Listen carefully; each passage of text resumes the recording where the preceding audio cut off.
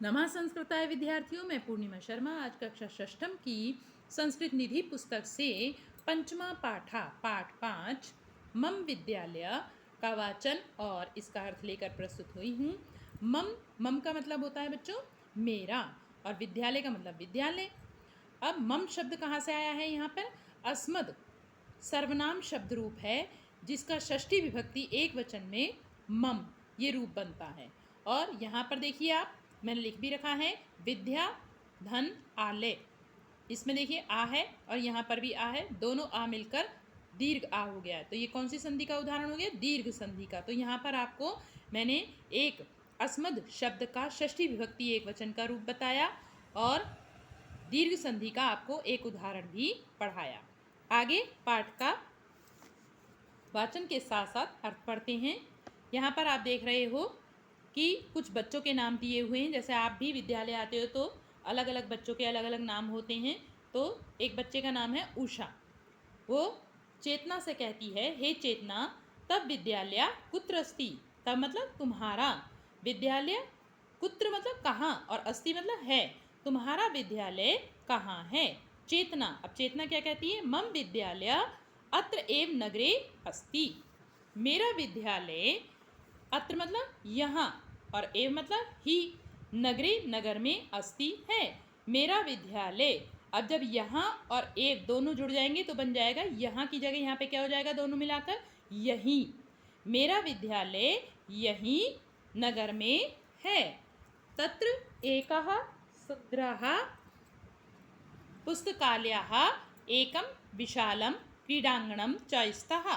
तत्र मतलब वहाँ, एका सुंदरा एक सुंदर पुस्तकालय, च और एक बहुत बड़ा खेल का मैदान है। अब आगे उषा क्या कहती है? उषा कहती है अस्तु, अच्छा। तब विद्यालय से पुस्तकालय कीदृशानि पुस्तकानि सन्ति। तुम्हारे विद्यालय के पुस्तकालय में कैसी पुस्तकें हैं। चेतना, मम विद्यालय से पुस्तकालये विविधानां विषयाणां पुस्तकानि सन्ति। मेरे विद्यालय के पुस्तकालय में अनेक प्रकार के विषयों की पुस्तकें हैं। उषा समीचीनम, ठीक है।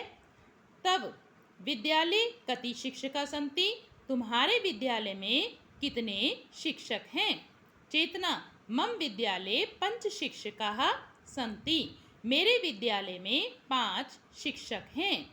ते सर्वे महर्षि तुल्याः कर्तव्यपरायणाः शिष्यवत्सलाश्च सन्ति। और उन शिक्षकों की विशेषता बता रही हैं कि उन शिक्षकों की क्या विशेषता है कि वे सब महर्षि तुल्या, महर्षि के समान, कर्तव्य परायण और शिष्यों से, वत्सला मतलब प्रेम करने वाले हैं।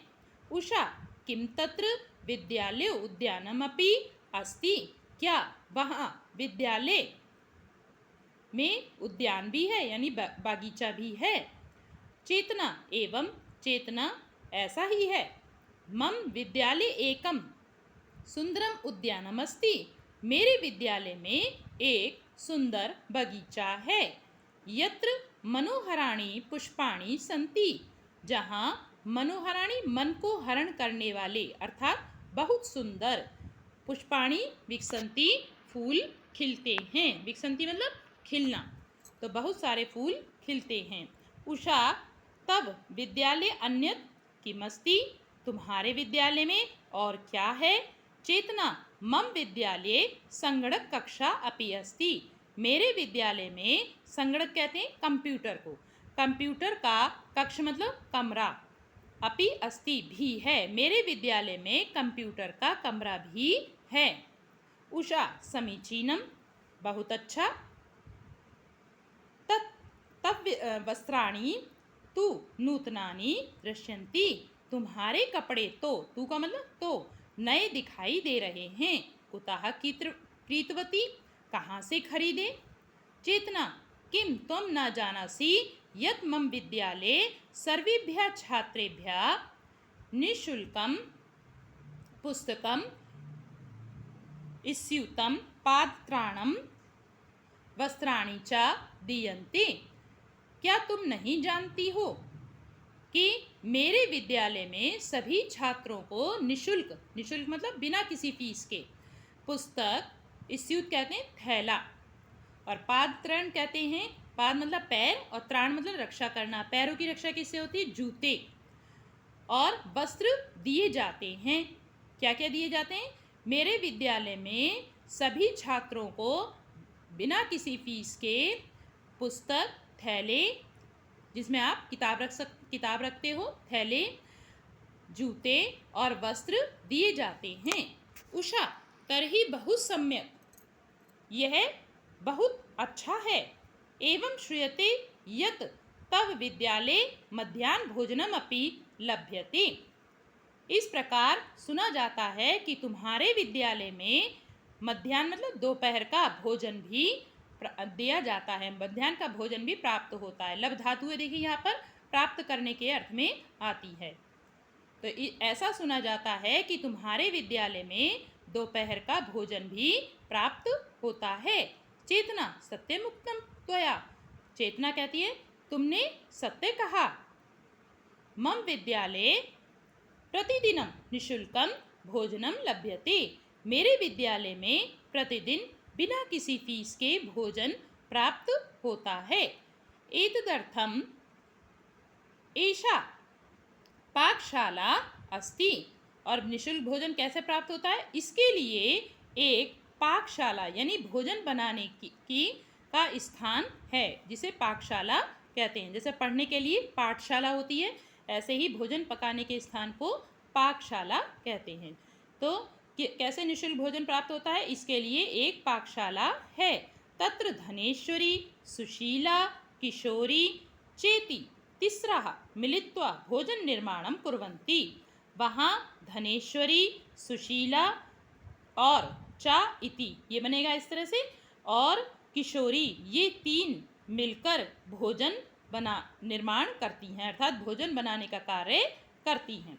उषा, बहुत्तम, बहुत उत्तम, देखिए यहाँ पे बहुधन उत्तमम बनेगा, तो उ और उ मिलके दीर्घ संधि होगी, ये भी दीर्घ संधि का उदाहरण है। तरही तब विद्यालय उत्तमः, तब तो तुम्हारा विद्यालय उत्तमा बहुत अच्छा है। चेतना, आम, हाँ।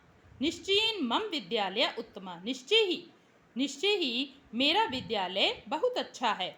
मम विद्यालय से परीक्षा फलम प्रतिवर्षम श्रेष्ठम भवति, मेरे विद्यालय का परीक्षा फल प्रत्येक वर्ष श्रेष्ठम सबसे अच्छा होता है।